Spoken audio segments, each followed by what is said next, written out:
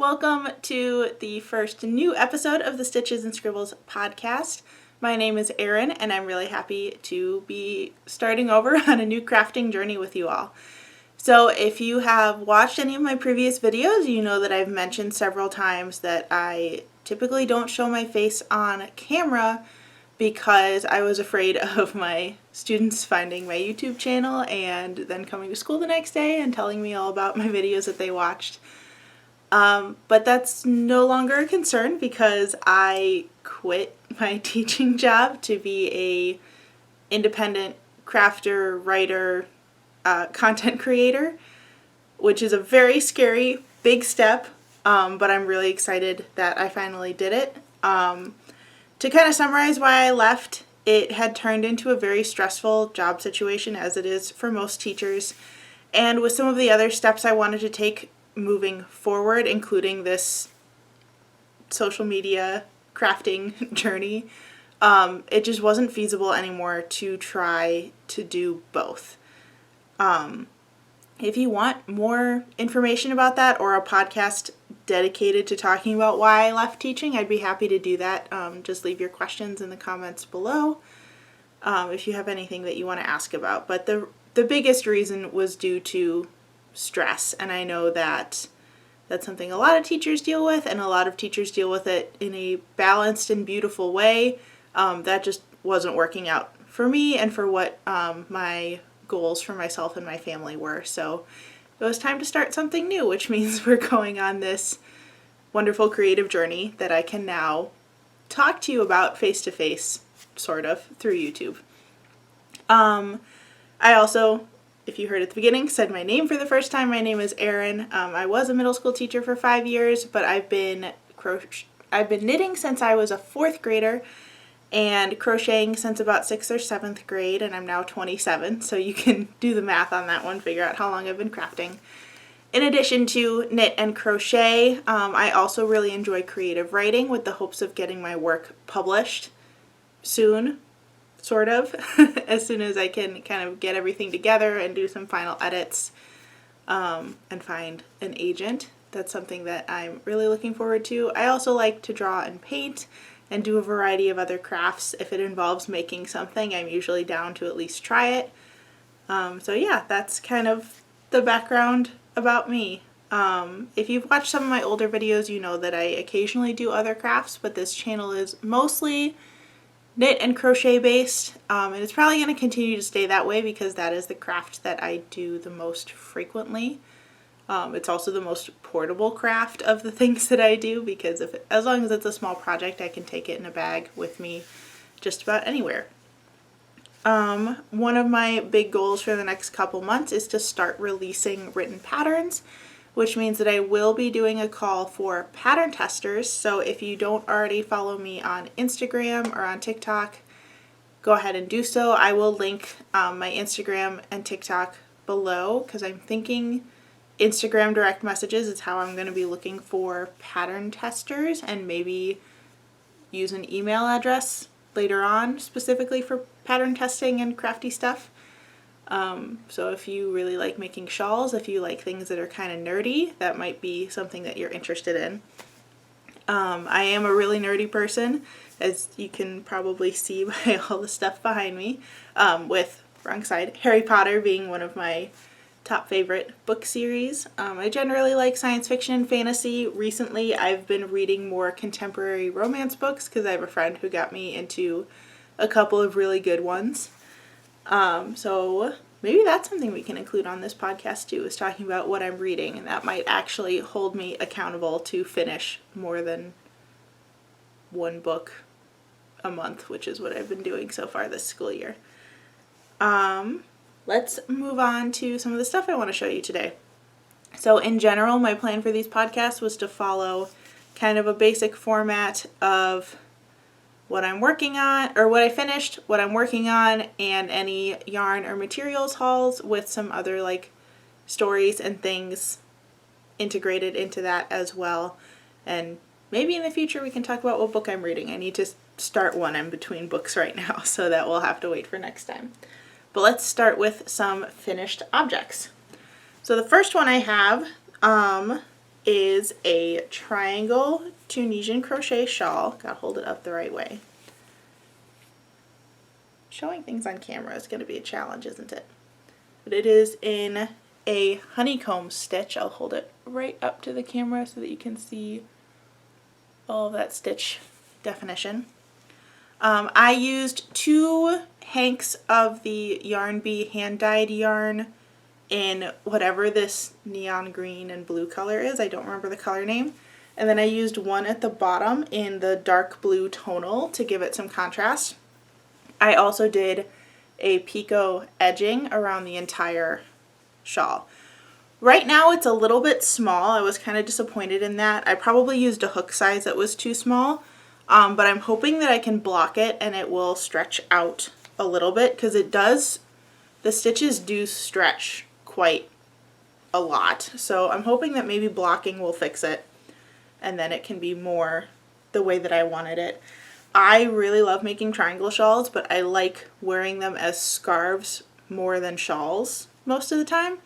So while this one does fit around my shoulders, like if I was wearing a dress without sleeves or something and it got cold, it would work for that. But right now it doesn't fit as a scarf because the long edge isn't long enough to like wrap around quite the way I want it. Or if I did, it would be really, really tight and constricting. So I'm going to have to experiment with blocking, which I have actually never done before. So if you have any blocking tips and tricks that you want to leave in the comments, that'd be very much appreciated. So yeah, that is my triangle shawl. I was probably working on this for a good 2 months because this was my purse project for a while. Especially once we were like doing hybrid learning at school, I actually had more time than I usually do for planning and prep and things. So I would actually bring crochet to do at lunch so that I couldn't be working through my lunch. That was kind of a way that I set a boundary while I was at work of if I had a crochet hook in my hand, then I couldn't be working on things during my designated lunchtime. So that's where most of this got done. Some of it got done in a 6-hour car trip as well. The next finished object I actually made for a very specific event that I went to, and it didn't work out quite as intended, but I'll explain that after I show you. So I made this little purse. It has a little tassel on it because I was afraid of the number of black purses that would be there at this event, and I wanted to make sure I had a way to easily differentiate mine. It's a crossbody bag. It opens with one of these little hook and loop clasps, and it also has a second pocket in the back for a phone. Now the reason that I made this is because all the bags I had were either way too big or way too small for what I knew I would need for this event. This was actually for a weekend-long bachelorette party, where one of the activities we did is something called a pedal tavern. I know that there are cities outside of Wisconsin that do this, but I have only ever seen them in person in Wisconsin. I live near the Milwaukee area, and if you go downtown in Milwaukee on weekends, you will frequently see pedal taverns, which is a big 12-person bike that legally counts as a bar. So you can consume alcohol while you are on the pedal tavern. You leave your drinks on the pedal tavern and kind of go bar hopping with this giant 12-person bike. There is a designated driver provided by the pedal tavern company, so there is nobody at the wheel who may be under the influence of anything. And it's a really fun activity, especially if you have a really big group, because that makes the pedaling really easy. But for that, I wanted a mid-sized purse, but I also knew I wouldn't want it like hitting my leg as I was pedaling, so I wanted it to be able to convert into a backpack. So on the back, I don't know if this is high contrast enough since it's black yarn, but I have spots where the straps can actually be pulled out, and then it converts into a little backpack. So in theory, this worked really great, and it worked fine for being on the pedal tavern and for that whole weekend. But the one thing I didn't like about it is if you're wearing it as a purse and there's something heavy in it, it starts to like scrunch in the back. And I wasn't a huge fan of how that looked. So I think I need to, with this one, just give up and have it be just a crossbody bag and like take off these little loops to convert and just sew the strap up next to the pocket a little bit to put it back in place, and maybe kind of go back to the drawing board on this one. I had seen convertible bags and backpacks before, but never crocheted ones. I've only ever seen them in the like leather or fake leather material, and they're usually a lot bigger and a lot stiffer, so they don't have that problem with the bag buckling when you switch. So we'll have to see. Maybe I will rework that pattern at some point and use like a stiffer yarn or something so that it doesn't have that problem. It could be really cute in that raffia style yarn that I know they now have at Joann's and you can find it online. But I also feel like that would be super itchy, so I don't know how I feel about that. The next finished object I have is one that I'm hoping to eventually sell as a finished pattern, so you're getting kind of a sneak peek. I'm hoping that this one could come out around October or November because it is a holiday pattern. But I designed this pattern, and it's still in its early stages, so it won't be ready for a while, even for testers. But I had bought a lot of patterned Christmas yarn last year, and I love the patterned Christmas yarn, especially if it's sparkly. It looks so pretty and it's so shiny and festive, but I never know what to do with it because a lot of the things I tend to make have interesting or funky stitches, and those just don't show up well in a variegated yarn that has that many colors, like bright, vibrant colors going on. So I wanted to design a shawl pattern that had a fairly simple construction with like a fancy trim on the edge so that it could really highlight those fancy Christmas yarns. So this is what I came up with. It is, I think this is called the shield shaped shawl. It has 4 sections with increases, and if you had 2 more sections it would be a hexagon. And then on the edges I have this little pom-pom border, which I thought was very cute and festive. This yarn is one of the Christmas sock yarns from Hobbii, and it does have gold glitter running through it. I don't know if you can see it and if the movement helps at all. Really like this yarn. However, I don't think I had enough yardage in this particular yarn to make the shawl as big as I wanted. This one, again, can't be wrapped as a scarf like I like to wear them, but it does fit over the shoulders quite well, especially because of the shaping. So maybe this is just a kid-sized version. I used 2 skeins of that sock yarn for this, and the combined yardage was well over 800 yards, which should have worked. I think I used a really tiny hook size, so maybe I need to use a bigger hook size if I use that yarn again, or add a 3rd or 4th skein to it. They came in like a sample pack, so I only had 2 of each of the colorways for this one. So maybe I'll have to try that yarn again and experiment with it. But I also have some of the Hobbii Universe in the holiday colors, and those are still about 400 yards per cake, but it's a little bit thicker than the sock yarn is, so maybe I'll try it with that one and use a bigger hook size and see what we get from that. This is right now what the pattern writing process looks like for me is I write the basic pattern as I'm making the first one, which is this one, and then I kind of go back, try it with a different yarn, try it with a different hook size, make sure all the stitches line up. Then I go into typing and formatting it, and then I'd be looking for testers. So I actually have a different pattern that I'm hoping will be ready sooner than that, but I don't have a version on hand to show you. I think I've shown it in videos before, but not mentioned that it was going to be a paid for pattern. So that's something that maybe I can show you in the next one if I have the final version started. I'm actually going to pause the camera for a second because I forgot to grab my all the things that I'm working on. So I will be right back. Alright, we're back, and I have all of my projects that I'm currently working on. So the first one I'll show you is one that has kind of just been sitting for a really long time. I try to always have some sort of a scrap project going just to use up all my random little yarn ends. So I've had this one going for a while and I really need to just finish it because it's almost done. But I collected all of my shades of yarn that were in like blues, beiges, yellows, and combined them together mostly because of this variegated yarn that's there in the middle that has like the dusty red, yellow, beige, and blue. And I'm just making a really basic triangle shawl. It's on circular needles, so you can't really tell that that's what it is. But I'm on my last ball of the leftovers that I had set out for that.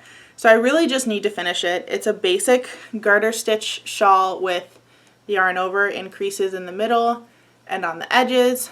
I don't know if I like learned this directly from someone else's YouTube tutorial or if I kind of combined techniques from a couple. But it's a really simple one. Not much skill is needed. All you need to know is the basic knit stitch and how to yarn over, and that's it. So I'm hoping to finish that one soon. I think I've mentioned this a bunch of times in previous videos, but my local church does have a prayer shawl committee, and I asked about it at one point and was told that they weren't active during shutdown because they didn't want to be giving things from one household to another just in case, and mostly just to respect people's boundaries with COVID, even if things were like shawls were left quarantined for a week or so or whatever. But I'm hoping that maybe now they're active again with some of the restrictions being lifted. So I'm going to have to ask again, but I always have a couple of shawls kind of in my finished objects stash that are ones that I don't want to wear. I just made them because I was bored, which now will turn into making them because I need to test one of my own patterns. But I'd like to give those a home for somebody who needs them. So that is hopefully where that one is going once I actually finish it. The second whip that I have is one that you actually have seen on camera because it's my patchwork TikTok inspired cardigan. I'm a little late to the game on this one. I know that most people did it like July of last year because that's when it got really popular. But I still really liked the style and thought it was really cute. And I think the patchwork cardigan style is still kind of in right now. I still see people making them, especially the like sunflower patterned ones, which are absolutely beautiful. And I'm hoping to make one of those soon. But I have about half of my squares done for that, which is a little scary considering that I have scheduled the final video in the series to come out like a week and a half from now. So I'm going to need to get really busy on making those squares. But just to kind of show you what they look like, I have some squares that are half double crochet in this gray color. I also used the gray for single crochet squares. In green, I have plain garter stitch knit. I also have, these ones curl up so they like to sink to the bottom. Maybe you won't be able to find them. Oh, there they are. I have stockinette knit squares, and then I have Tunisian honeycomb stitch, just like the shawl that I showed you, and Tunisian simple stitch, so the basic Tunisian stitch. I'm combining all of those into one multicolored pastel sweater. If you are interested in making that and haven't seen the previous videos in that series, they're all on my channel already. If you go back and look for anything that says TikTok cardigan crochet along / knit along, you'll find them. My goal was to create a series that if somebody was new to one of those yarn crafts, they could learn how to do it and either do all of the squares in one type of yarn crafting, so like all crochet, all knit, or learn a new one and just test it out with simple little squares to be put together into a larger project. So you can check those out. The second to last one should be out already by the time you see this podcast, and the next one should be coming out soon. I'll talk about the new filming schedule when I get to the end of the whips and haul and everything. The last whip that I have to show you is a Tunisian crochet piece that I'm also working on writing a pattern for. I left my hook in a really awkward spot to show you this because I picked up a couple stitches. But this is a Tunisian crochet asymmetrical shawl. I'll hold the stitches up really close. I'm using that honeycomb stitch again that I really like, as well as a basic lace stitch to make this stripy pattern. The yarn I'm using is really super soft. I got this from Hobby Lobby and I did save the label to tell you what it is. This is the Yarn Bee Yarntopia in the color Anchor. That's what the label looks like. I have mine caked up because I find it easier to work with when it's like that, but I saved the label so that you could still see it. But I'm really excited for this to be a finished piece and pattern.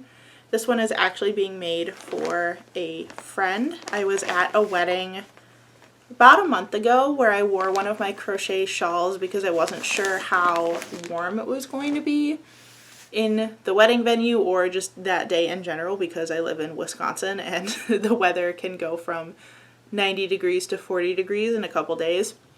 So I wore a crochet shawl with my dress and she really liked it and thought it was really pretty. So I told her that I now am making things to test out patterns, so if she wants one, just tell me what color. So she picked, she said she wanted a really dark gray, so I went with that Yarntopia yarn and I hope she really likes it. But that means I need to finish it so I can give it to her. That's it for WIPs, so let's move into the haul for this week. I had a little bit of retail therapy at the end of the school year because I was feeling kind of emotional about leaving my kids. So I definitely bought a lot of yarn, but decided to split it up over several podcasts to show you so that I wasn't showing it all at once. So we'll see more in the next couple weeks. I don't know if I said this already, but I was a middle school science teacher, so I taught 6th, 7th, and 8th grade. So when I decided to leave, I knew that that meant that my current 6th and 7th graders, who are now 7th and 8th graders, then wouldn't have me as their science teacher for next year. So because I've never taught in a self-contained classroom, I don't know if that was like a bigger feeling than just leaving kids who would have a different teacher next year anyway. But I definitely had some, especially 7th graders, because they were my homeroom, who were a little sad. It was really hard to tell them at the end of the year that I was leaving. So somehow that turned into buying yarn.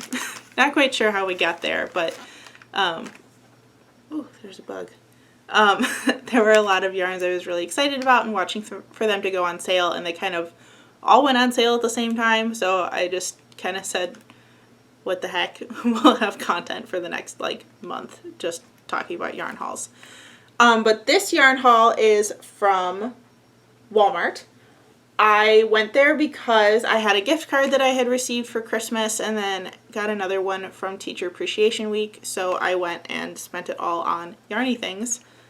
I tried to find some shorts for summer, but Walmart had only really short shorts available, and I thought we were kind of trending into longer shorts now. Walmart, I think, missed the memo, at least the Walmart in my area did. I could only find really short shorts, and that's just not something that I personally want to wear. So, I don't know. I ended up leaving with yarn instead of shorts. That's okay. First thing I got were these blocking mats. I got 2 packs of them, and there's 4 pieces in each one. They were supposed to be $20, but they were on sale for $3. So I was like, $6 for blocking mats instead of $40. It's pretty good. These are from the Boy brand. I wish the camera wasn't flipped because I keep pointing in the wrong direction. And they're the interlocking blocking boards, so all these little puzzle piece things fit together. I have never blocked anything before, but I was looking to try it even before I finished this project that needs to be blocked, because I knew that that was something that most crafters kind of have in their arsenal. I also live in an apartment right now, so renting, and I know a lot of people just block on their carpets and stick pins directly into the carpet, but since my carpets are like a really light beige color and I wasn't sure if some of my yarns would bleed color, I figured blocking mats were safer so that I don't have to pay to get the carpets cleaned or replaced. So nice blocking mats. I also got some yarn, and one of my absolute favorite yarns is the Lion Brand Mandala in like every variation of it that it comes in. I haven't tried the sparkly ones yet, but unless it's Christmas yarn, I'm usually not like a sparkle person.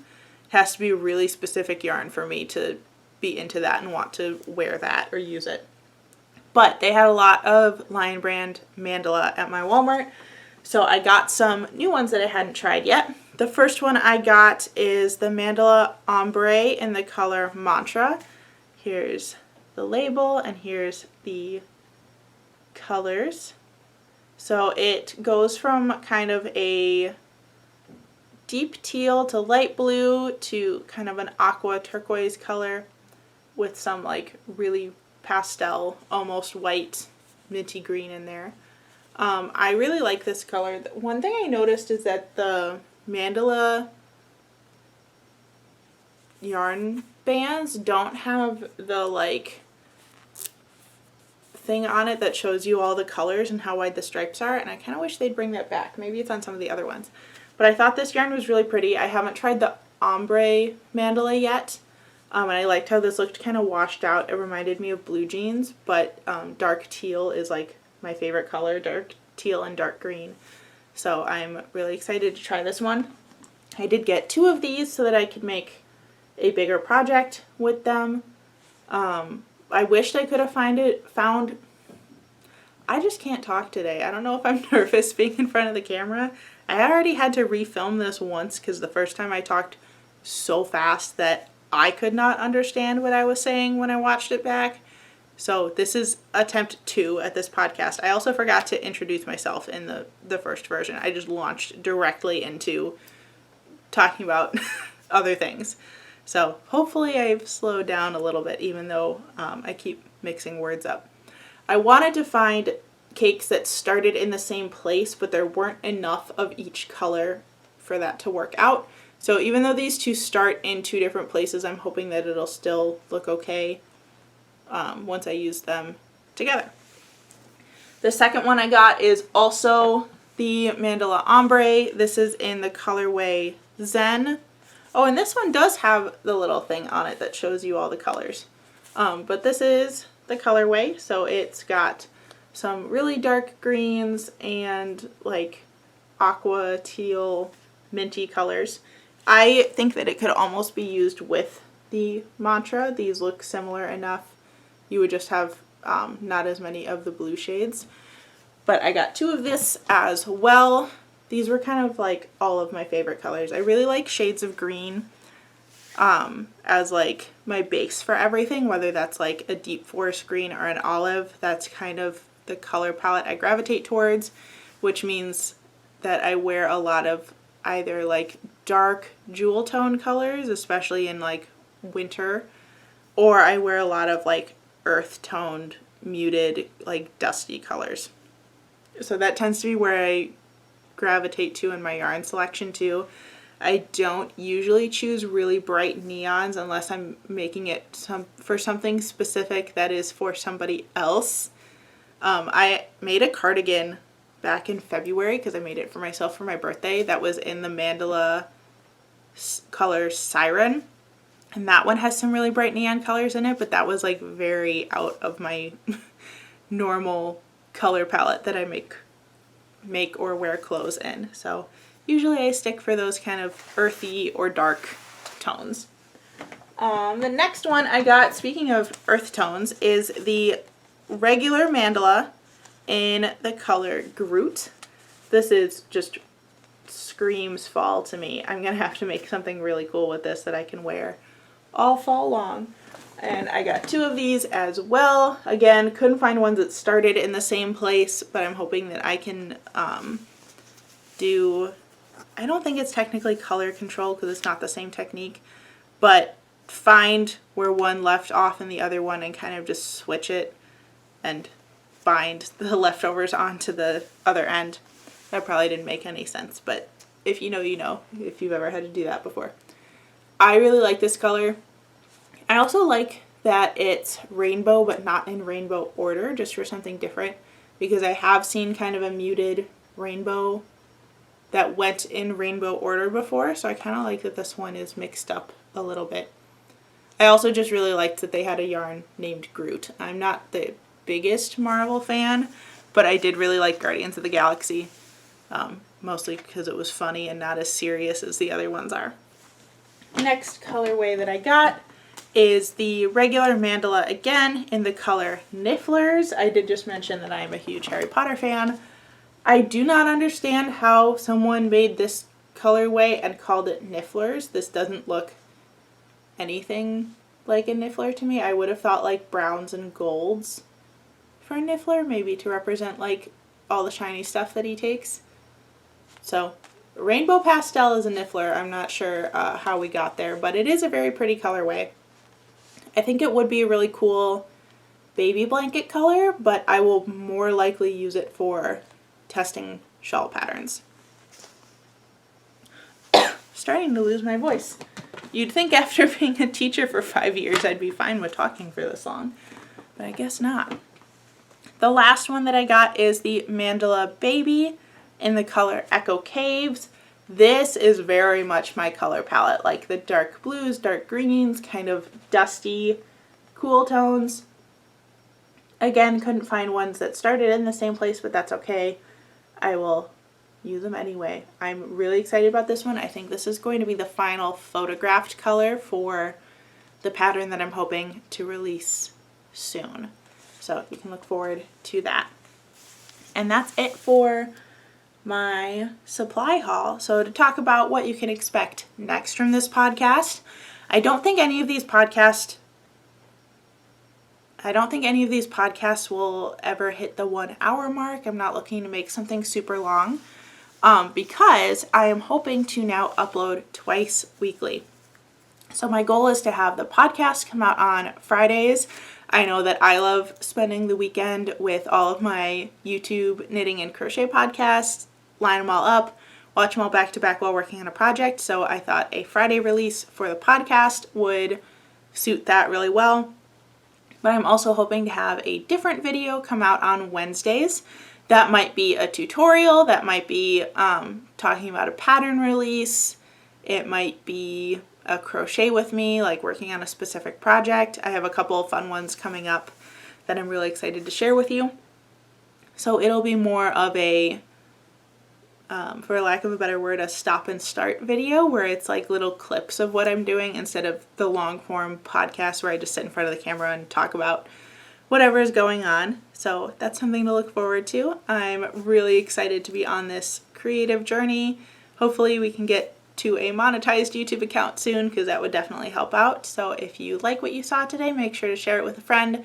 And don't forget to like, comment, and subscribe. I love reading comments from you guys, and thank you to the almost, I think we're at 350 of you who have been around for a while. Thank you for subscribing and letting me know that there was enough interest out there that I could make this a part of what I do. So thank you for watching. I will see you in the next one. Bye everybody.